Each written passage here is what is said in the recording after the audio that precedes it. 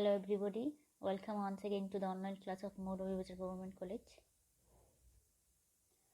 I am Konika Roy, lecturer, Department of English. Dear student, I hope that all of you are hale and hearty. তো প্রিয় শিক্ষার্থীরা, আমরা ইংরেজি দ্বিতীয় পত্রের পাংচুয়েশনের উপর গত দুইটা ক্লাস করেছি। দুইটা ক্লাসে আমরা পাংচুয়েশন নিয়ে আলোচনা করেছি। তো আজকে আমার পাংচুয়েশন নিয়ে এটা হচ্ছে কি আমাদের শেষ ক্লাস। তো প্রথম দিকে আমরা পাংচুয়েশনের গুরুত্ব এবং পাংচুয়েশনের ব্যবহার অনুযায়ী কিছু পাংচুয়েশন মার্কসের ব্যবহার দেখিয়েছি, যেগুলো সবচেয়ে বেশি ব্যবহৃত হয় সেগুলো আমরা প্রথম দিকে সেগুলোর রুলস রেগুলেশনসগুলো আমরা দেখিয়েছি। তো আজকের ক্লাসে আমরা বাকি যে বিষয়গুলো আছে পাংচুয়েশন মার্কস সংক্রান্ত সেগুলো নিয়ে একটু আলোচনা করব, এবং আরেকটা গুরুত্বপূর্ণ বিষয় যেটা পাংচুয়েশনের সাথে সম্পৃক্ত ক্যাপিটালাইজেশন, সেটার উপর আমরা আলোচনা করব। আশা করি তোমরা ক্লাসটা দেখবে। তো আমরা জানি পাংচুয়েশনের গুরুত্ব, কারণ পাংচুয়েশন হচ্ছে গিয়ে লেখার ক্ষেত্রে খুবই গুরুত্বপূর্ণ ভূমিকা পালন করে। লেখার অর্থকে, আমার লেখাকে সুন্দরভাবে প্রকাশ করার জন্য যে কোনো একটা লেখার অর্থ যদি আমি সঠিকভাবে প্রকাশ করতে চাই, সেটার জন্য পাংচুয়েশন মার্কস খুবই গুরুত্বপূর্ণ, তোমরা জানো। তো পাংচুয়েশন মার্কসে আমরা সাধারণত ফুল স্টপ, কমা, কোয়েশ্চেন মার্কস, এক্সক্লেমেটরি মার্কস এগুলোর ব্যবহার করি। এইগুলো ছাড়াও আরও অনেক পাংচুয়েশন মার্কস আছে যেগুলো ব্যবহার করার সময় আমাদেরকে কিছু গুরুত্বপূর্ণ বিষয় মাথায় রাখতে হয়। তো আমরা আজকে প্রথমেই দেখব অ্যাপোস্ট্রফির ব্যবহার, অ্যাপোস্ট্রফি কমা যেটাকে আমরা বলি, যেটার সাথে অনেক সময় অধিকাংশ ক্ষেত্রে আমরা এসটা যুক্ত করি। তো অ্যাপোস্ট্রফি কমা সম্পর্কে এখানে কি বলা হয়েছে আমরা একটু দেখি। The apostrophe comma sometimes with S is used. কিছু নির্দিষ্ট ক্ষেত্রে আমরা অ্যাপোস্ট্রফি কমাটা ব্যবহার করে থাকি। তো সেটা কি কি ক্ষেত্রে ব্যবহৃত হয়? To form possessive of nouns. তো যেমন কোনো ব্যক্তি বা বস্তুর উপর কারো কোনো অধিকার প্রকাশ পায় যদি হয়, সেই ক্ষেত্রে আমরা কি করি? অ্যাপোস্ট্রফি পজেসিভ নাউনের সাথে এই অ্যাপোস্ট্রফিটা এসটা যুক্ত করি।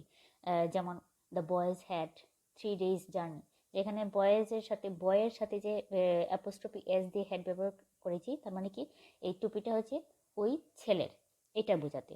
এটা তোমাদের জানা আছে। অথবা কারো কোনো গুরুত্বপূর্ণ লেখা যদি আমি বলি, এই বইয়ের লেখক হচ্ছেন উনি, তখন আমরা কি বলি? মনে করো আমি বললাম Shakespeare's as you like it. তো শেক্সপিয়ার্স বলার পরে আমি কিন্তু একটা অ্যাপোস্ট্রফি কি করেছি? এস, এখানে শেক্সপিয়ারের সাথে অ্যাপোস্ট্রফি এস এখানে যুক্ত করেছি। তো এটা হচ্ছে গিয়ে পজেসিভ এর ক্ষেত্রে আমরা ব্যবহার করি, যে কোনো ব্যক্তি বা বস্তুর উপর যদি কোনো কারো অধিকার প্রকাশ পায়, সেই ক্ষেত্রে আমরা এটা ব্যবহার করি। আরেকটা ক্ষেত্রে আমরা ব্যবহার করি, সেটা হচ্ছে গিয়ে to show the omission of letters. আমি কোনো বাক্য লিখলাম, কোনো শব্দের মধ্যে আমি একটা লেটার, যে কোনো একটা বর্ণের ব্যবহার আমি করলাম না, তো সেই বর্ণের ব্যবহার যে আমি করি নাই সেটা বোঝাতে আমি অ্যাপোস্ট্রফি টা ব্যবহার করি। তো পজেসিভ যখন আমি ব্যবহার করি তখন সেটার সাথে আমরা সাধারণত এসটা ব্যবহার করি, আর এখানে আমরা শুধুমাত্র কমাটা ব্যবহার করি। যেমন হি উইল গো, এখানে আমি বলছি ইউ উইল গো, কিন্তু আমি যখন লিখিত রূপ দেখাচ্ছি তখন আমি কি করছি? হি এর পরে একটা অ্যাপোস্ট্রফি ব্যবহার করে সেটাকে বুঝিয়ে দিচ্ছি, কুড হ্যাভ। তো এখানে আমরা কি করছি? কুডের পরে কিন্তু আমি একটা অ্যাপোস্ট্রফি ব্যবহার করি, ওই হ্যাভটারকে সংক্ষিপ্ত রূপ করে ফেলেছি। তো যেমন আমি অনেক সময় করি ডোন্ট, কান্ট, এগুলো তো তোমরা ব্যবহার করো সবসময় ক্ষেত্রে, লেখার ক্ষেত্রে। তারপর আরও একটা ক্ষেত্রে আমরা ব্যবহার করি অনেক সময় টু ফর্ম প্লুরালস, যে প্লুরালস যখন আমরা লিখি অনেক ক্ষেত্রে আমরা অ্যাপোস্ট্রফি ব্যবহার করি। যেমন রাখি গট 4 A's লাস্ট টার্ম। তো লাকি 4টা বিষয়ে এ পেয়েছে, সেটাকে আমরা দেখানোর ক্ষেত্রে আমরা অ্যাপোস্ট্রফির ব্যবহার কিন্তু করেছি। তো অ্যাপোস্ট্রফি কমাটা যখন ব্যবহার করবে, অ্যাপোস্ট্রফি কমার ব্যবহার যখন তুমি করবে, তখন যে জিনিসটা তোমাকে খেয়াল রাখতে হবে সেটা হচ্ছে গিয়ে যে আমরা অনেক সময় এস ব্যবহার করি, অনেক সময় ইনভার্টেড কমার পরে এস ব্যবহার করি, আবার এস যদি যুক্ত থাকে তখন আমরা কি করি, মনে করো একটা শব্দের সাথে এস লেখা আছে, তখন তুমি কি করবে, এটা সম্পর্কে আমরা এখানে একটু যদি দেখি তাহলে বুঝতে পারবে। A possessive noun needs an apostrophe and an S at the end, যে আমরা কোনো ব্যক্তির কোনো বস্তু বা কোনো একটা জিনিস একটা ব্যক্তির অধিকারে আছে, কোনো একটা লেখা একটা ব্যক্তির লেখা, তো সেটার ক্ষেত্রে আমরা পজিটিভ অবশ্যই ব্যবহার করব। এখন পজিটিভ ব্যবহার করব যখন, তখন আমাকে কি করতে হবে, অ্যাপোস্ট্রফি এস যুক্ত করতে হবে। কিন্তু অ্যাপোস্ট্রফি এস যুক্ত করার আগেই আমি যদি ওইখানে একটা এস এর উল্লেখ দেখি, তখন আমি কি করব, if there's already an S there you can just add the apostrophe। তো যদি শুধুমাত্র একটা অলরেডি এস একটা থাকে, তাহলে তুমি কি করবে, শুধুমাত্র একটা কমা চিহ্নটা ব্যবহার করবে, অ্যাপোস্ট্রফি কমাটা ব্যবহার করবে। আবার এক্সট্রা একটা এস লেখার কিন্তু কোনো দরকার নেই। If there's no S, you have to add both, first the apostrophe and then the S. তাহলে সহজভাবে যদি বলি, যে কোনো একটা শব্দে যদি আগে থেকে একটা এস দেয়া থাকে এবং সেটা যদি পজিটিভ ফর্ম হয়, যেমন আমি বলি যে কিটসের নাম জন কিটস, ইংরেজি সাহিত্যের একজন বিখ্যাত কবি। তো জন কিটসের নামের শেষে কিন্তু এস আছে। তো আমি যখন বললাম যে এটা হচ্ছে কিটসের কবিতা অড টু এ নাইটিঙ্গেল, মনে করো এটা হচ্ছে কিটসের কবিতা, তো আমি যখন বলবো যে Keats ode to a nightingale, তো আমি যখন লিখবো কিটস লেখার পরে KEATS যেহেতু আছে, এস আছে, তখন আমি কি করবো, শুধুমাত্র একটা অ্যাপোস্ট্রফি যোগ করেই এটার পজিটিভ যে ইন্ডিকেশনটা আমি করব। এটা হচ্ছে কি আমাদের অ্যাপোস্ট্রফির ব্যবহার। এরপর আমরা দেখি, আমরা কোটেশন মার্কস বলি, অনেক সময় ইনভার্টেড কমা বলি। তো এই কোটেশন মার্কস আর ইনভার্টেড কমা আমরা কখন ব্যবহার করি সেটা আমরা একটু দেখব। তো তোমরা সবাই জানো ইনভার্টেড কমা দুইভাবে ব্যবহার হতে পারে, সিঙ্গেল অর ডাবল। তো আমরা কোন কোন ক্ষেত্রে সিঙ্গেল ব্যবহার করি আর কোন ক্ষেত্রে ডাবল ইনভার্টেড কমা ব্যবহার করি সেটা একটু আমরা দেখি। আমরা জানি কোনো ব্যক্তির উক্তি, কোনো বাক্যের মধ্যে কোনো একটা কোটেশন ব্যবহার করি, প্রভাব ব্যবহার করি, বা যে কোনো ধরনের কোনো একটা উক্তি বোঝাতে সেটা আমরা আমরা কি করি, আমরা কোটেশন মার্কস ব্যবহার করি। যেমন আমি এখানে দেখলাম, এটা আরেকটা বিষয় করে, যেটা হচ্ছে গিয়ে আমরা যে কোনো শব্দ সমষ্টি বা একটা শব্দ সমষ্টিকে আমরা কি করি, কোটেশন মার্কস দিয়ে সেটাকে আবদ্ধ করে দিই। তো এটা অনেক সময় আমরা যেটা এখানে আমরা যে ইয়েটা ব্যবহার করছি, সেটা আমরা ওই যে ডাইরেক্ট স্পিচ ন্যারেশনের সময় আমরা ডাইরেক্ট স্পিচে আমরা কি করি, আমরা এটা কিন্তু দেখি। তো to indicate quotations in a sentence, যে কারো কোনো একটা উক্তিকে আমরা যখন বাক্যে ব্যবহার করি, বাক্যে দেখাতে চাই যে সে এই কথাটা বলছে, সেটাকে আমরা আসলে যেহেতু লিখিত রূপে দেখাতে হবে, আমরা ইনভার্টেড কমার ভিতরে ঢুকিয়ে সেটাকে প্রকাশ করি। তো I am hungry, she complained. এরপরে দেখো আরেকটা ব্যবহার, সেটার ক্ষেত্রে আমরা কিন্তু আসলে সিঙ্গেল ইনভার্টেড কমাটাই ব্যবহার করি, যে কোনো two indicate the titles of books, articles, poem, place, stories etcetera. তো এটা ব্যবহার যখন আমরা করি, কোনো প্রবন্ধ, বই, কবিতা, নাটক, এগুলোর যখন শিরোনামকে আমরা কোনো কোটেশন মার্কসে আবদ্ধ করি, সেটা আমরা অবশ্যই খেয়াল রাখবো যে এটা আমরা কিন্তু সিঙ্গেল ইনভার্টেড কমার ব্যাপারে কমার মধ্যে আমরা এটাকে রাখি। অথবা হতে পারে কি, আরেকটা ইনভার্টেড কমার ব্যবহার হতে পারে to draw attention to a word or phrase etcetera.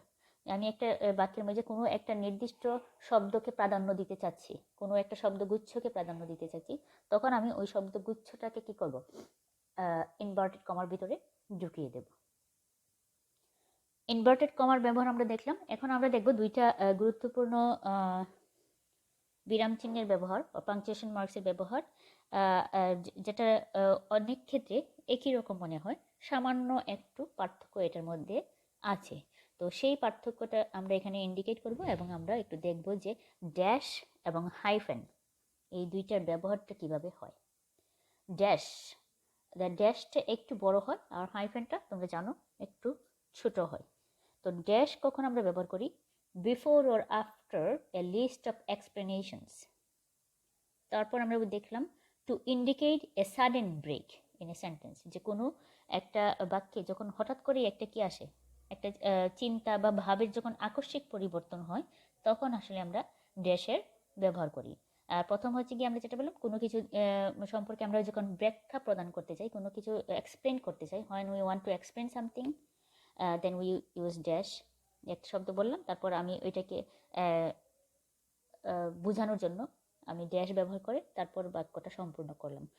তারপর আরেকটা বললাম যেটা কি, যে আকস্মিক বাক্যের মধ্যে যখন চিন্তা, চেতনা বা ভাবের যখন আকস্মিক পরিবর্তন হয়, স্যাডনেস থেকে হ্যাপিনেসে যেতে পারে, অথবা কোনো একটা কথা থেকে প্রাসঙ্গিকভাবে বা অপ্রাসঙ্গিকভাবে অন্য একটা কথায় চলে গেল, তখন আমরা সেটা বোঝাতে আমরা ড্যাশের ব্যবহার করি। To indicate a significant pause, to indicate the repetition of ideas. আমি একই কথা যদি 2বার বা 3বার বলি, তখন কিন্তু আমরা এটাকে ড্যাশের মাধ্যমে কি করি, প্রকাশ করি। Two mention the name of the writer after a quotation, অনেক ক্ষেত্রে আমরা এটা করি যে একটা আমি কোটেশন ব্যবহার করলাম এবং এটা হচ্ছে কি কার লেখা, অমুকের লেখা, তো তখন আমি কি করলাম, কোটেশন মার্কসের মধ্যে একটা কোটেশন লিখলাম, একটা উক্তি লিখলাম, লিখে তারপর একটা ড্যাশ দিয়ে তারপর রাইটারের নামটা লিখলাম। এরকমভাবে যখন আমরা করি সেটাকে আমরা ড্যাশ বলি। যেমন যেমন আমি ফর এক্সাম্পল দিয়ে আমরা কিন্তু কি করি, অনেক সময় ড্যাশের ব্যবহার করি। এটা বাংলাতেও করি, ইংলিশে করি। বিরাম চিহ্নের ব্যবহারটা গুরুত্বপূর্ণ, কারণ তুমি বাংলা লিখো, ইংরেজি লিখো, প্রত্যেকটা ক্ষেত্রে কিন্তু বিরাম চিহ্ন গুরুত্বপূর্ণ ভূমিকা রাখে। তো ড্যাশের এখানে এক্সাম্পল আমি এমনিতে একটা এক্সাম্পল আমরা এখানে দিলাম, সেটা হচ্ছে কি, you are the friend, the only friend who offered to help me. তো এখানে যে আমরা ওই যে বাক্যের মধ্যে একটু জোর দিলাম সিগনিফিক্যান্ট পজ, এখানে কিন্তু একটা যেমন you are the friend, the only friend, এখানে যে একমাত্র বন্ধু বোঝাতে বাক্যের মধ্যে জোর দিতে কিন্তু আমরা এখানে ড্যাশের ব্যবহারটা করেছি। তো ড্যাশের ব্যবহার দেখলাম, আমরা একটু হাইফেনের ব্যবহারটা দেখি। ড্যাশ এবং হাইফেনের মধ্যে কিছু পার্থক্য আছে, মূল ব্যবহারের পার্থক্য আছে, সেই পার্থক্যটা আমরা দেখি। দেখতে একরকম হলেও সেটার মধ্যে কিন্তু ব্যবহারটা কিন্তু সম্পূর্ণ ভিন্ন। তো প্রথমেই যেটা হচ্ছে কি আমরা দেখলাম, hyphen is a shorter line than dash. Shorter, it is used to connect the parts of a compound word. তো প্রথমেই হচ্ছে কি, কম্পাউন্ড ওয়ার্ডস হচ্ছে কি, দুই বা দুইয়ের বেশি শব্দের সমন্বয়ে যে আরেকটা নতুন শব্দ ব্যবহার হয়, সেটাকে আমরা বলি কি, কম্পাউন্ড ওয়ার্ডস। তো কম্পাউন্ড ওয়ার্ডসের দুইটা শব্দকে এক জায়গায় করে আরেকটা শব্দ, নতুন শব্দ করতে আমরা দুইটা শব্দের মধ্যে কি করি, ড্যাশের ব্যবহার করি, হাইফেনের ব্যবহার করি। Two connect the parts of A words divided at the end of A line. এটা একটু খেয়াল করলে আমরা যদি দেখি যে আমরা যখন লিখি, লেখার ক্ষেত্রে যে মনে করো যে একটা লাইনের বিরাম চিহ্ন আসলো না, কিন্তু আমাকে কি করতে হচ্ছে, আমরা খাতায় লেখার সময় অনেক সময় শেষে গিয়ে একটা শব্দ, একটা বাক্যের মধ্যে একটা শব্দ সম্পূর্ণ থাকছে না, তো তখন আমি ওই বাক্যটাকে সম্পূর্ণ করার জন্য যে লেখার আর জায়গা নেই, তখন আমি কি করি, একটা ছোট একটা হাইফেন দিয়ে তারপর নিচে সেটাকে লিখে দিই। তো সেটা হচ্ছে গিয়ে কি, আমরা লেখার ক্ষেত্রে খাতায় যখন আমরা পরীক্ষার খাতায় লিখি বা এমনিতে লিখি, তো যখন জায়গাটা শেষ হয়ে যায়, তখন সে যদি ওয়ার্ডটা কমপ্লিট না হয়, তখন সেটাকে আমরা কি করি, ওই ইনকমপ্লিট ওয়ার্ডে একটা হাইফেন এন দিয়ে তারপর নিচের পরবর্তী লাইনটা যখন শুরু হয়, সেখানে আমরা বাকি ওয়ার্ডের বাকি অংশটা লিখে দিই। তো এটা আমরা সবসময় ব্যবহার করি। When writing compound numbers between 21 and 99 in words, আমরা যখন সংখ্যার ক্ষেত্রে 21 থেকে শুরু করে 99 যখন ইংলিশে লিখি, 21 থেকে শুরু করে 99, এটা প্রত্যেকটা ওয়ার্ডের ক্ষেত্রে, এটা যেহেতু এটা কি কম্পাউন্ড ওয়ার্ড, তো আমরা কি করি, আমরা হাইফেনের ব্যবহার করি। To form a compound from a prefix and proper name, যে একটা প্রিফিক্স এবং প্রপার নেম, নাউন অথবা প্রপার নেম যুক্ত করে যখন আমরা কি করি, আমরা নতুন শব্দ গঠন করি, তখনও আমরা কি করি, আমরা কিন্তু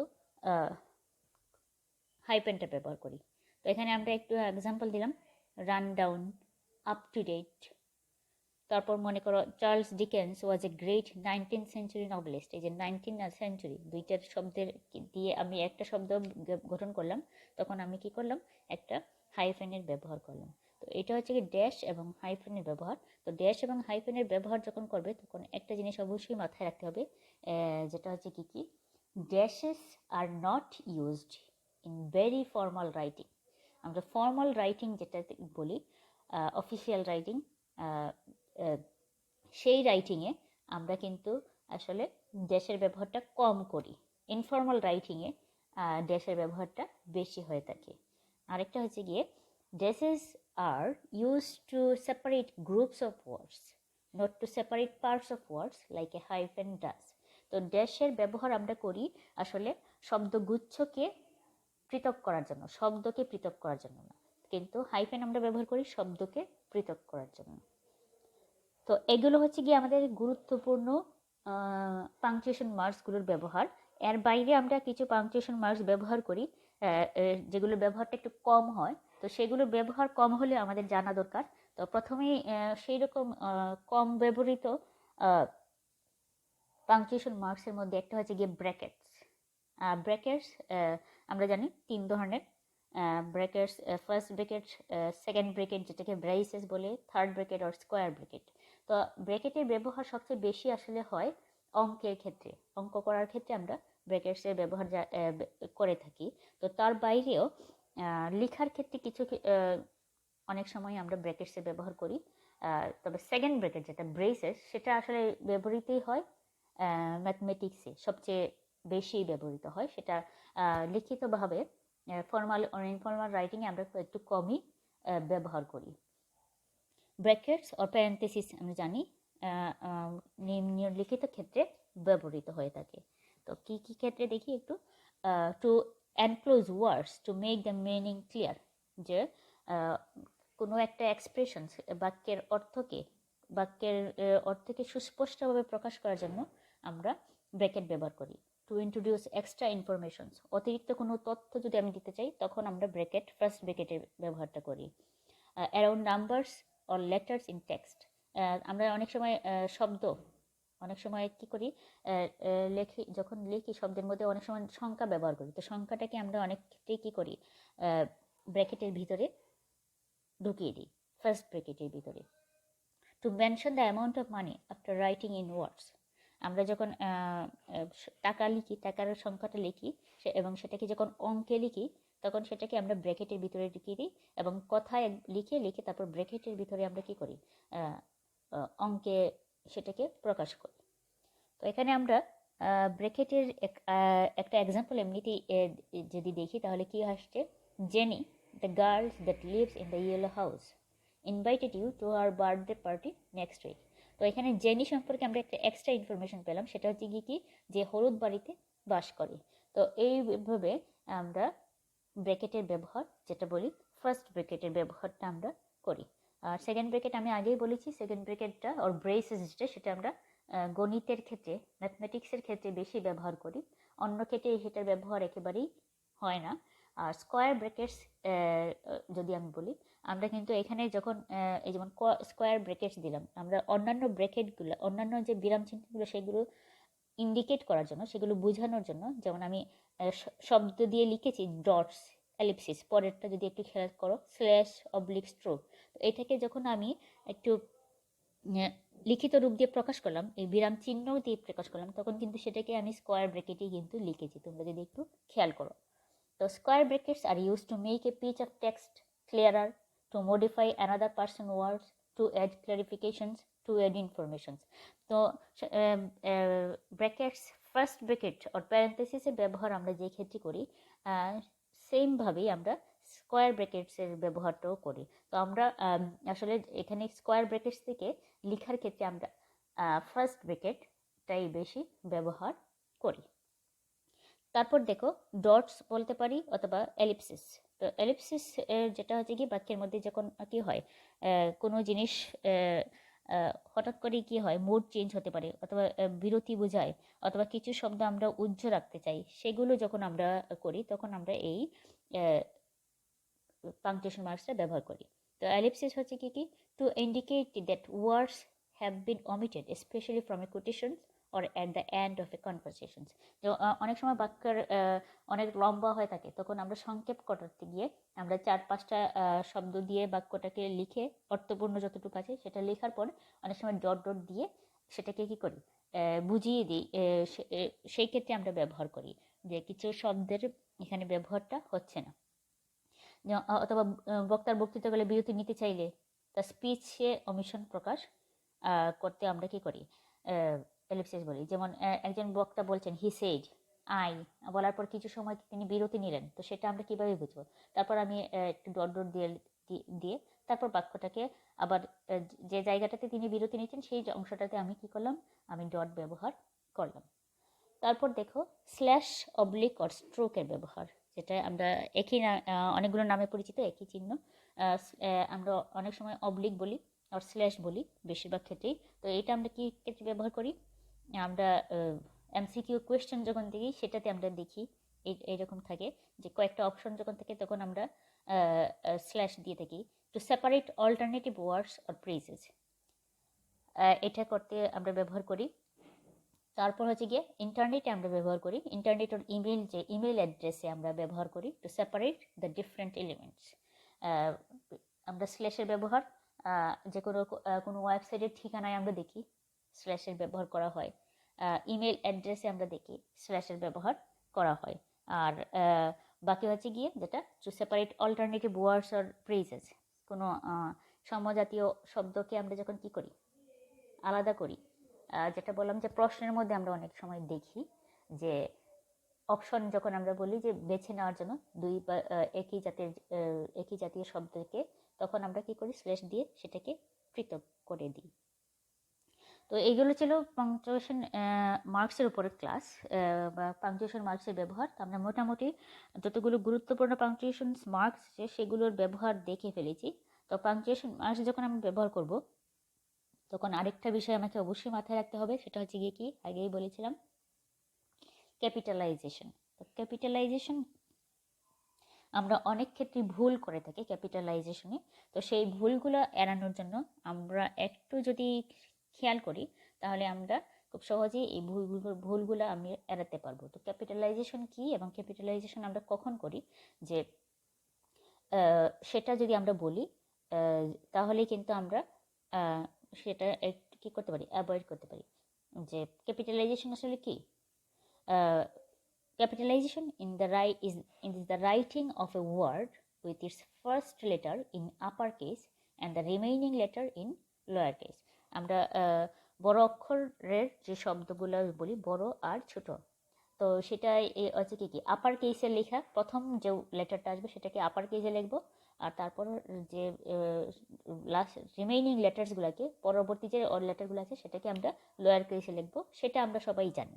তো ক্যাপিটালাইজেশন কখন হয় বা আমরা কখন ক্যাপিটালাইজেশনের ব্যবহার করি সেটা আমরা দেখি। আমরা জানি ক্যাপিটালাইজেশন ইজ ইউজড, যখন আমরা ক্যাপিটালাইজেশন করব আমরা কোন কোন ক্ষেত্রে ক্যাপিটালাইজ করব সেটা আমরা একটু দেখি ভালোভাবে। Capitalise the first word in a sentence and the first word after a period. অবশ্যই বাক্য শুরু হওয়ার প্রথম যে শব্দটা আসবে সেটাকে আমরা ক্যাপিটালাইজ করব, প্রথম শব্দটার প্রথম লেটারকে। আরেকটা হচ্ছে গিয়ে যে যখন আমরা কি করি, ফুল স্টপ ব্যবহার করে বাক্য সম্পূর্ণ করি, পরবর্তীতে যখন আবার আরেকটা বাক্য শুরু হবে তখন আমরা ক্যাপিটাল লেটার ব্যবহার করি, সেটা আমরা জানি। তারপর হচ্ছে গিয়ে কি capitalise the name and nicknames of people. আমরা জানি যেহেতু প্রপার নাউনকে আমরা কোনো ব্যক্তির নাম যখনই আমরা বলবো তখনই আমরা সেটা অবশ্যই কী করবো, we will capitalise the name and nicknames of people. Capitalise geographical names. তো শুধুমাত্র আমি এটা আরেকটু যদি এলাবোরেটলি বলি তাহলে কি, যে কোনো একটা নাম কে আমরা কি করি, আমরা ক্যাপিটালাইজ করি। তারপর হচ্ছে কি ক্যাপিটালাইজ দ্য প্রোনাউন আই। তুমি যখনই আই ব্যবহার করবে সেটা অবশ্যই কি করতে হবে, সব ক্যাপিটাল লেটারে লিখতে হবে। আই এর প্রোনাউন, আই এর ব্যবহার কখনোই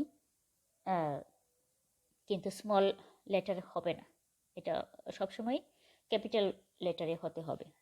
capitalise the name of days and month. যদি দিনের নাম থাকে তাহলে দিনের নাম, বছরের যে মাসগুলোর নাম সেগুলোকে আমরা ক্যাপিটাল লেটারে লিখব। Capitalise the name of the national, regional, religious and local holidays. যে জাতীয় দিবসগুলোকে আমরা যখন লিখব তখন সেটা অবশ্যই ক্যাপিটাল লেটারে লিখব। যেমন Memorial days, Easter, Christmas, victory day, এগুলোকে আমরা অবশ্যই ক্যাপিটাল লেটারে লিখব। Capitalise proper adjective. অ্যাডজেক্টিভ যখন প্রপার নাম থেকে নামবাচক যে অ্যাডজেক্টিভগুলো আছে সেটাও আমরা কি করব, ক্যাপিটালাইজ করব। যেমন ফ্রেঞ্চ, চাইনিজ, এগুলো হচ্ছে কি ভাষা। আর সহজভাবে বললে যে ভাষার নাম, জাতির নাম, সেগুলো আমরা কি করি, আমরা ক্যাপিটালাইজ করি। Capitalize the first word in the greetings or closing of a letter. Dear friends, yours truly. আমরা যখন ফর্মাল লেটার লিখি, ইনফর্মাল লেটার লিখি, তখন শেষ অংশে আমরা কি করি, ক্লোজিং যেটাকে বলি, গ্রিটিংস দিয়ে আমরা শেষ করি। তো সেটা অবশ্যই আমরা কি করব, সেটা প্রথম অংশটাকে অবশ্যই ক্যাপিটালাইজ করব। Capitalize the first, last and all the main words in the title of a book, movie, songs, magazine, plays, newspaper, or television shows. আমরা যখনই কোনো একটা বইয়ের নাম লিখি, অনেকগুলো শব্দ দিয়ে যখন যদি বইয়ের নামটা হয়, মুভির ছবির নাম হতে পারে, গান হতে পারে, তো সেটা যখন আমি লিখিতভাবে লিখবো, কোনো একটা টিভি শো হতে পারে, কোনো একটা নিউজ পেপার হতে পারে, তো সেটাকে আমি যখন করব, প্রত্যেকটা ওয়ার্ডকে আমি কি করব, মেইন ওয়ার্ড যেটা হচ্ছে গিয়ে প্রিপোজিশন এবং আর্টিকেল ছাড়া বাকি যে ভার্ব, অ্যাডজেক্টিভ, নাউন, এই যে ওয়ার্ডগুলো থাকবে যেগুলো, সেগুলোকে আমি অবশ্যই কি করব, সব অবশ্যই ক্যাপিটাল লেটারে লিখব। Capitalise the name of organisations, associations or teams and their members. আমি যখন কোনো একটা সংস্থার নাম লিখি, তখন অবশ্যই সেটাকে কি করব, ক্যাপিটালাইজ করব। যেমন আমি এখানে একটা ইন্ডিকেট করলাম, একটা উদাহরণ, red cross, world health organizations, এগুলোকে আমরা অবশ্যই ক্যাপিটাল লেটারে লিখব। Capitalize historical events, documents and periods of time. যে ঐতিহাসিক কোনো ঘটনা, ঐতিহাসিক কোনো ডকুমেন্ট, এইগুলো যখন থাকে, কোনো একটা সময়ের উল্লেখ থাকে, সেটাকে অবশ্যই ক্যাপিটাল লেটারে লিখতে হয়। The first word of a quoted sentence, যখন আমরা অবশ্যই এটা আমরা জানি, আমি আগে বলেছিলাম যে আমরা যখন ন্যারেশন করি, তখন আমরা যখন ডাইরেক্ট স্পিচ শুরু করি, তখন আমরা সবসময় কি করি, ক্যাপিটাল লেটার দিয়ে কিন্তু আমরা সেটা শুরু করি। তারপর আবার দেখো, যে কোনো রাস্তাঘাটের নাম, হাইওয়ে, রোডস, তারপর হচ্ছে পোস্ট অফিস বক্সেস, এইগুলো অ্যাভিনিউ, স্ট্রিটস, এইগুলোর যে নামগুলো আছে, সেগুলো সবসময় আমরা বড় অক্ষরে লিখি, ক্যাপিটাল লেটারে আমরা লিখে থাকি। Capitalize the name of lakes. একইভাবে আমরা যদি বলি যে lakes, rivers, oceans, mountain ranges, deserts, parks, stars, planets, এই সবগুলো যা গ্রহ নক্ষত্র থেকে শুরু করে যেগুলো সহজভাবে যদি আমরা যখন কোনো জিনিসের নাম লিখি, তখন সেটাকে আমরা অবশ্যই ক্যাপিটাল লেটারে লিখে থাকি। তারপর হচ্ছে গিয়ে 4টা দিক আছে, নর্থ, সাউথ, ইস্ট, ওয়েস্ট, পূর্ব, পশ্চিম, উত্তর, দক্ষিণ। এই যে নামগুলো যখন কি হয়, কোনো দেশের কোনো একটা নির্দিষ্ট ভাগকে রিপ্রেজেন্ট করে, বোঝায়, তখন সেটার সাথে আমরা অবশ্যই কি করব, আমরা সেটা আমরা ক্যাপিটালাইজেশনের মাধ্যমে সেটাকে দেখিয়ে দিব, আমরা ক্যাপিটাল লেটারের মাধ্যমে সেটাকে কি করে বোঝাবো। তো এই ছাড়াও আরও অনেক ক্ষেত্রে আমরা ক্যাপিটাল লেটারের ব্যবহার করি, হয়তো সবগুলো এখানে আসে নাই, তো একটু চেষ্টা করবে এইগুলো একটু ফলো করার।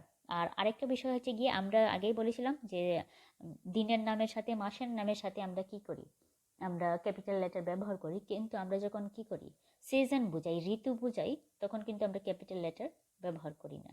Do not capitalise names of season,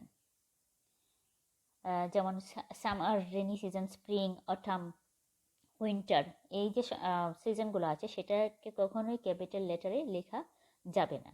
তো এই হচ্ছে কি আমাদের ক্যাপিটালাইজেশনের নিয়ম এবং পাংচুয়েশনের কিছু নিয়ম।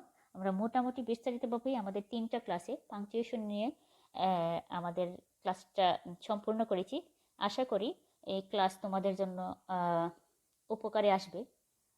যদি দেখে থাকো, তাহলে হয়তো তোমাদের উপকারে আসতে পারে। তো আজকের জন্য এই পর্যন্তই। Thank you everyone. Hope we will meet soon in our next class. Thank you and goodbye.